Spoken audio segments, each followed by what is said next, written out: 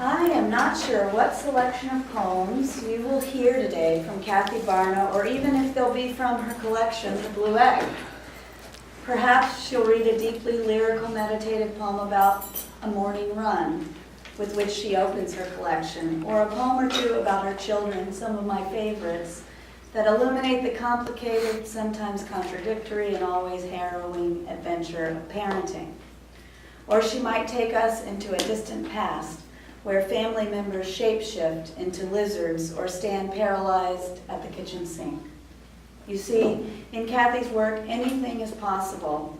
The ranginess of the collection, its variety, represents to me something central and delightful about working with Kathy this semester. She is committed to the essential explorations poems require, both in composition and in revision. Why else would someone write a sonnet sequence about saltwater cowgirls, cut it into a much shorter poem, then blow it back up into sonnets again? And why else, at some crazy thesis advisor's suggestion, spend the first 7 weeks of the thesis semester writing new poems at a clip of 5 per week? Well, because while we are in the business of finishing a poem now and then and finally crafting them, we are also committed to continuing to explore.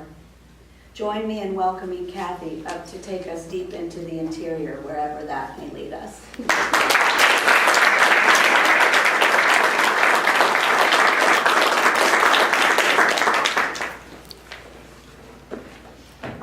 I just want to start by thanking everyone. I think this has been just such a wonderful experience, and only heightened by the thesis with Caroline. Each of my mentors was tremendous, fantastic in their own way, very.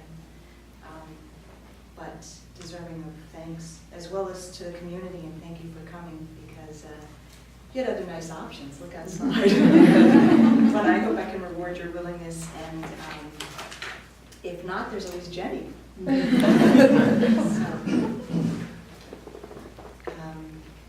I'd like to start with a piece I wrote about my grandmother, who I adored, and she raised 10 children.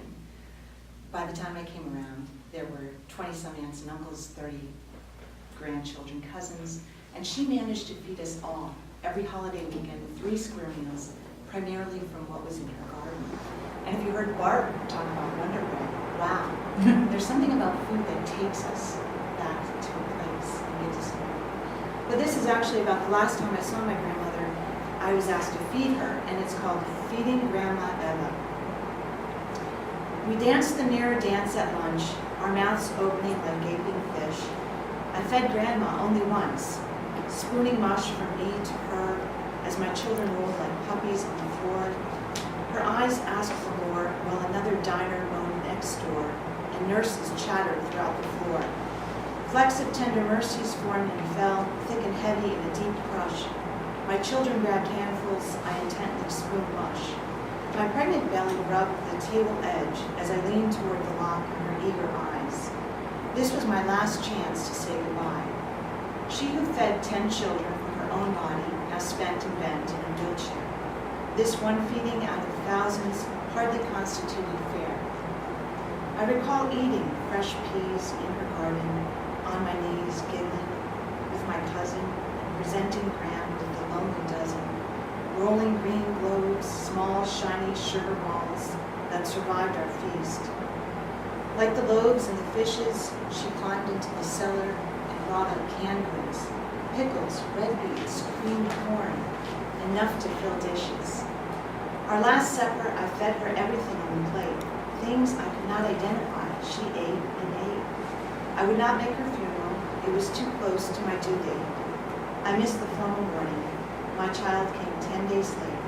Our feeding never fills a need, only cleans the plate. So,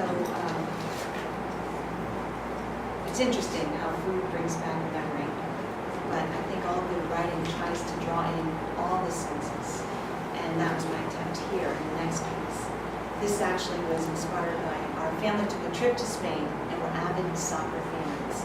Right now, the world's greatest player to have ever lived is playing for Barcelona. So we had Lionel Messi, and one of his teammates is Xavi, I mentioned him, as well as Pep, who is the coach of Barcelona. And it's entitled Football in Spain because in Europe it's soccer is football. Football in Spain. I stand in the stadium of smoke as it chants, sways, and sings. Generations gather to swig and pick sunflower seeds. I smell cigarette smoke, sloshed beer, and sour sweat as thousands cheer, Messi, Messi! The world's greatest, the little lion, dribbles and shoots. All of Barca, Barca, Barca erupts. For a moment, we forget Spain's 1/4 jobless, the economy bankrupt. Even Xavi, the little man with fast foot skills, won't get paid. Are the FIFA gods mighty enough to prevent the country from being tossed out of the Union like a free throw, falling, falling, falling into the great abyss where pesos rust? Can football save the protesting pensioners, the beggars, strays? Please, FIFA gods, I hear the crowd whisper, pray. I see Pep, the beloved coach of Barca soccer, skinny tie lean, homegrown handsome, madly successful, black blazer, cool as Frizza, stride from the stadium into the street to drop a euro into an outstretched cup. Dan, do you take offense to that? Aren't you a Man U fan? Yes. All right, sorry. We'll duke it out later. And then I chose a piece that, this is actually written in the Villanelle form. And about 2 years ago, my family and I read the book Born to Run by Christopher McDougall. And it's an exploration of why some indigenous groups can run 50 miles at the age of 70 years. You know, they just can run forever, especially one group that lives near the Sierra Nevadas mountain range. But it's entitled Born to Run. It's by Christopher McDougall, and we started running barefoot. So this is entitled Barefoot Running. It is a Villanelle. For children, running is second nature. They take off when their feet touch the ground, a challenge for parents to capture. We relinquish as they mature. Runners persist despite the pounding. For children, running is second nature. Pounding feet offer freedom, steady, sure, a rhythmic beat. The foot's padding sound, moving off. Parents attempt to capture. I ran far from home, nothing major, but now the table's turned around. Who am I to revolt against nature? Barefoot running has become their pleasure. Distance pains me, they feel no bounds, only inchoate memories to capture. Rich life beckons them forward, a treasure outside our door. My voice tiny, drowned. Will they find no greener pastures? Remote, removed, nasty human nature. I was surprised that you mentioned Diamond Eve. Some of you were here when I read a student reading this, I don't know, horrible song about the first saltwater cowgirl. And then poor Carol Ann said, give me everything you've ever written. And I thought, what a painful exercise, but she was willing to do it. So I gave her quite a bit, and she read that saga of interlocking sonnets, and she said, what is this about? And I said, well, you know, it's the first saltwater cowgirl, and it's not a good sign if you have to explain any poem too much, right? You just kill it. So basically, I have a daughter named Eve, and she did this little performance as a 3-4-year-old, and that's where this title came from, Diamond Eve. So she said, write those snapshots, write those vignettes, showing me those moments with your child. So this is one of those snapshots or vignettes. It's entitled Diamond Eve. Diamond Eve hikes up her pink glitter skirt, props her miniature guitar on her knee, strums with passionate country western heart. It's hard to believe she is only 3. With mammoth personality, she croons, calls, come on everybody, sing along! Her girlish voice yodels, lurches, and swoons. Only she knows the words to her made-up song. What does it mean at 3 to be queen, a rock star? How to capture confidence, to call in this power like a main shield, to bottle and retain resilience? to command attention from the audience, to make it up as you go along. And the second one. We climb aboard the rocking boat at night, shivering, sleepy, we nestle warm, close to one another while Captain Dan drives us into Assateague Bay as dawn's soft fingers reach rose and gold across the sky. Tourists travel far to see wild ponies swim Celebration Sun and fly down Main Street. I've dreamt with Eve about this Wednesday since reading Misty. Saltwater cowboys, mountain knights appear, tan-muscled smiles riding confidently, herding ponies in water while crowds cheer. Strong men steer big animals, women watch. My daughter and I, just our shoulders touch. So I wonder how many of you attended Bruce's workshop and learned how to be brutally honest and expose all your intimate details. Well, good. Some of us actually have to return home with our families, so, we try to find line. And on that last note about my daughters, there's something very special about mother-daughter dynamics, and I can say that I've experienced that. And this next piece is regarding that. It's called Tasting Snow. Frozen brows crinkle over nose icicles, back and shoulders scream, toss, stop, toss. The path looks straight until I spike the shovel into a drift and look back, consider, my breath resounding in my hat. The path is jagged, clumps fallen on what was scraped, an eternal drift stretches out front. My world muted by a soft disheartening, the loosening of a grip that never held, chilled childhood blues. My daughter scoops a mittenful and licks. What does it taste like? She shrugs and says, you try too. Crystals melt into gray and I taste spring, fresh roasted fingerlings. No, Mom, if anything, I taste winter. I try another level. Perhaps I can see, although I still taste the fingerlings of early spring. The snow is blindingly white. It's blue if you look closely, she contradicts. It's cold. No, it burns. My toes are so numb, she comes back. I would rather be quiet than play this game.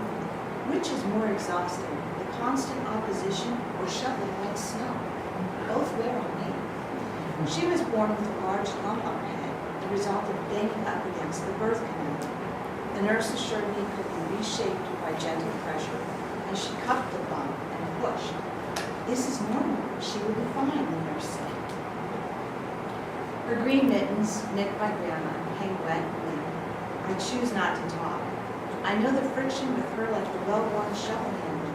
I use it to crunch against the snow. I look at her, and she looks away. Was she designed to push against me before she was born? Does it matter what I say? The path to the chicken coop is long and far from finished. I put my head down and shovel. She stands eating snow. Well, I'm done with you on that note. Caroline, I think, helped me see the beauty of braiding different tones together, putting them up against each other. So, I'm going to leave you with this one.